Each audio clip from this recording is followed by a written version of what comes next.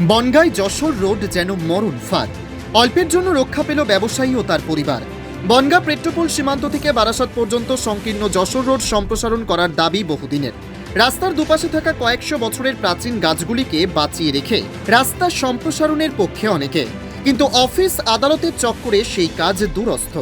তাই প্রতিনিয়ত জীবন হাতে করে নিয়ে চলতে হয় বনগাঁ পেট্রোপোলগামী যশোর রোডের বাসিন্দাদের। শুক্রবার সন্ধ্যায় আচমকাই আবহাওয়ার পরিবর্তন ঘটে। দমকা হাওয়া ও ঝিরিঝিরি বৃষ্টি। কলকাতা থেকে 4 চাকা গাড়ি করে বাড়ি ফিরছিল বনগাঁর বাসিন্দা বাপন সাহা ও তার পরিবারের লোকেরা। আবহাওয়া পরিবর্তন হওয়ার ফলে বনগাঁ কালুপুর এলাকায় যশোর রোডের পাশে দাঁড়িয়ে যান। সেই সময় ঘটে বিপত্তি। যশোর রোডের পাশে অবস্থিত শিরীষ গাছের ডাল ভেঙে পড়ে তাদের গাড়ির ওপর। অল্পের জন্য প্রাণে রক্ষা পায় বাপন ও তার পরিবার। তবে দুর্ঘটনার কবলে পড়ে তাদের 4 চাকা গাড়িটি। ঘটনায় আতঙ্কে রয়েছে বাপন ও তার পরিবারের সদস্যরা। যশোর রোড সম্প্রসারণের সাথে সাথে প্রাচীন গাছগুলি রক্ষণাবেক্ষণের দাবি জানিয়েছে ভুক্তভোগীরা। Only 50 meters from Palpara railway station and 1.5 kilometer from National Highway, Palishuri Supermarket Complex, the largest market complex in Nadia district. 1, 2, 3, 4 BHK flats starting from 11.99 lakhs. Instant bank loan. Book now. ঘটনা হচ্ছে, আমি পরিবার নিয়ে কলকাতা থেকে বাড়ি ফিরছিলাম। হঠাৎ করে কালোপুরের ওখান থেকে যশোর রোডের উপরে আসার সময় ঝড় বৃষ্টি ওঠে। তো আমি দাঁড়িয়ে যাই একটা ফাঁকা জায়গা দেখে। দাঁড়ানোর পরে তখন একটা ডাল এসে পড়ে গাড়ির উপরে এবং বিকট আওয়াজ। সেই আওয়াজে আমার গাড়ি পুরো ভেঙে একদম চুরমার হয়ে যায়। ভগবানের অশেষ কৃপা যে আজকে আমি আমার পরিবার নিয়ে সুরক্ষিত অবস্থায় বাড়ি ফিরতে পেরেছি। আমার এনএইচের কাছে আবেদন একটাই, যে আপনারা আমাদের বনগাঁ পৌরসভাকে দেখুন যে বনগাঁ পৌরসভার ভিতরে যে গাছগুলো আজকে যে মরা গাছগুলো যেগুলো কেটে আজকে সাফ করেছে, আজকে এনএইচ যদি এই উদাসীনতা না দেখাতো তাহলে আজকে আমার গাড়ির এরকম ক্ষতি হতো না, আজকে আমাকে মৃত্যুর মুখ থেকে ফিরতে হতো না। তো আমার একটাই রিকোয়েস্ট এনএইচের কাছে, যে আপনারা এরকম উদাসীন হবেন না। আর যারা পরিবেশ প্রেমী আছে, যদি কখনো প্র্যাকটিক্যালি আপনারা এই জিনিসের সম্মুখীন হন তাহলে বুঝতে পারবেন যে পরিবেশ রক্ষা আগে না মানুষের জীবন আগে। আমি কাউকেই ছোট করছি না, তবে আমার মনে হয় সবারই একটু আন্তরিকভাবে দেখা উচিত। আজকে আমি মৃত্যুমুখ থেকে ফিরে আসলাম, হয়তো ভগবানের অশেষ কৃপা ছিল, তাই আমি ফিরে আসতে পেরেছি পরিবার নিয়ে। এটাই বলার আর কি। নদিয়া জেলার সবথেকে বড় বিল্ডার্স চাকদার মা মনসা বিল্ডার্স, রড ও সিমেন্টের পাইকারি ও খুচরো বিক্রেতা। মা মনসা বিল্ডার্স, পদ্মবিলা, চাকদা, নদিয়া। রড কেনাকাটায় থাকছে ডিসকাউন্ট অফার। মা মনসা বিল্ডার্স। নদিয়ার সবথেকে বড় English medium school JRS public school, প্রায় 35 বিঘা জমির ওপর গড়ে উঠেছে বিশাল ক্যাম্পাস। নার্সারি থেকে শুরু করে উচ্চ মাধ্যমিক, ITI college, law college, BEd college, ভর্তি চলছে। JRS public. আপনি কোথায় ইনভেস্ট করবেন, কেন করবেন বুঝতে পারছেন না তো? সঠিক গাইডলাইন পেতে আজই আসুন নদিয়ার চাকদাতে নিবেদিতা প্রাইভেট লিমিটেডে। Nivedita private limited, marketing and distribution service. Balcony বা সিঁড়ির রেলিং, মডিউলার কিচেন বা ড্রয়িং রুম, এক কথায় আপনার স্বপ্নের বাড়িকে করে তুলুন আরো সুন্দর। Chakdah ply centre, gorgeous look বা কোয়ালিটি সবে 3 number 1 Chakdah ply centre. Chakdah ply centre, KBM, Chakdah, Nadia. হোমওয়ার্কটা করেছো? হ্যাঁ স্যার। এ বাবা, ভুল করেছো কেন? চোখে কেমন ঝাপসা দেখছি, লিখতে আর পড়তে খুব সমস্যা হচ্ছে। চাকদার মডার্ন অপটিক্স থেকে ভালো চোখের ডাক্তার দেখিয়ে নাও। প্রতিদিন প্রকৃত চোখের ডাক্তার ও দৃষ্টি বিশেষজ্ঞ মডার্ন অপটিক্স চাকদহে। স্যামসাং, জিও, রিয়েলমি, নদিয়ার একমাত্র অথরাইজড ডিস্ট্রিবিউটর ঘোষ কমিউনিকেশন, থানার মোড়, চাকদা, নদিয়া।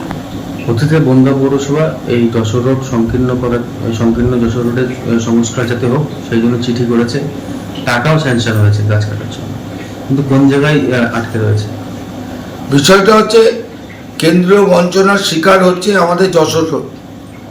এখান থেকে 2900 কোটি টাকা এখান থেকে কেন্দ্রীয় সরকার বর্ডার থেকে রেভিনিউ আদায় করে, কিন্তু সেইখানে রাস্তাটার আরবি থেকে শুরু করে গাছ থেকে শুরু করে কোনো সংস্কারের ব্যবস্থা নেই।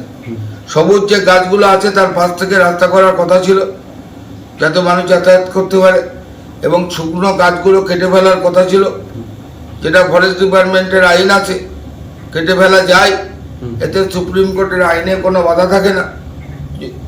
আর 3 নম্বর হচ্ছে যে এই শুকনো গাছগুলো একের পর এক যেমন তারাও মারা যাচ্ছে, তেমনভাবে মানুষের প্রাণ নিচ্ছে।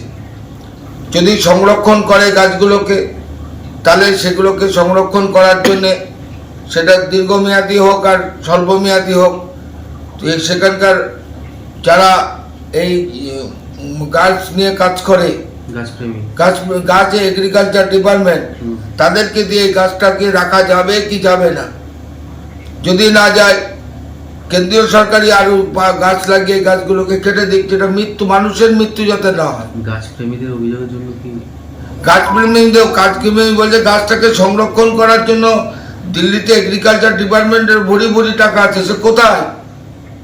এত আমাদের ওই ইতিহাসকে ধরে রাখতে চায়, কিন্তু সেই গাছটাকে যদি সংরক্ষণ না হয়, আমি যারা সবুজ প্রেমী মানুষদের বলছি, সবুজকে বাঁচাতে গেলে সে গাছটাকে সংরক্ষণ করতে হবে। কেন এই গাছগুলো মারা যাচ্ছে সেগুলোকে দেখতে হবে, বিজ্ঞানীদের নিয়ে এসে যে গাছগুলো কেন মারা যাচ্ছে। যদি এই গাছগুলো দীর্ঘস্থায়ী না হয়, আমাদের মারা গেলে চিতায় যেতেই হবে। তা সুতরাং দীর্ঘস্থায়ী, তার মধ্যে উপযুক্ত ব্যবস্থা নিয়ে রাস্তা সম্প্রসারণ করতে হবে। গাছ রেখে করলে দুপাশ দিয়ে করতে হবে, গাছ বাদ দিয়ে করলে বন্যার এই সংকীর্ণ যানজট থেকে শুরু করে অ্যাক্সিডেন্ট থেকে বাঁচা যাবে। আজকে আমাদের এখানে যে আমাদের বাপন শাহ এখানে মারা যাচ্ছিলেন তার পরিবার নিয়ে, মানে সৌভাগ্য যে তারা পিছন দিকে ডালটা পড়ার জন্য তারা বেঁচে চলেছে, গাড়ি ভেঙে চুরমার। আমরা গাড়ি নিয়ে আসছিলাম, তখন ঝড় বৃষ্টি হচ্ছিল, আমরা কালোপুরটা পার করছিলাম, সেই সময় ঝড় হচ্ছিল। হঠাৎ করে দাদা বললো দাঁড়িয়ে যা, আমরা দাঁড়িয়ে গেছিলাম, দিয়ে একটুখানি গাড়িটা এগিয়েছি যে একটা সাইড করে রাখি, তখন একটা ডাল এসে গাড়িতে উপর পড়ে, পিছনে কাঁচটা ভেঙে যায়, আর তোমার গাড়ির সাইড দিয়ে পুরো দুমড়ে গেছে একদম। আর বৃষ্টি পড়ছিল, সেই সময় গাড়ির ভিতরে জল ঢুকে গিয়েছিলো, গাড়িতে অনেক মহিলা ছিল, ভয় তো লাগছিল, হাত পা কাঁপছিল, গাড়িটা অন্য জায়গায় ঢুকিয়ে দিয়েছিলাম এক বাড়ির ভিতরে। কিছুক্ষণের জন্য আমরা মোটামুটি, আমরা তো ভেবেছিলাম আমরা জায়গায় স্পট হয়ে যেতে পারি, অনেক মোটা ডাল পড়েছিল। আপনারা তো গাড়ি চালান এরকম, তাহলে এই বারবার যশোর রোডে, চাকদা রোডে এই যশোর রোডে গাছের ডাল ভেঙে পড়ে, কতটা ভয় লাগে আর কি? ভয় তো লাগে, স্বাভাবিক। আগের বছরেও বৃষ্টির সময় অনেকেই মারা গেছে, আমরা শুনেছি, ভয় তো লাগে। কি চাইবেন বা কি দাবি? কাজগুলো যদি ঠিকমতো কিছু করা যায়, এটাই আবেদন।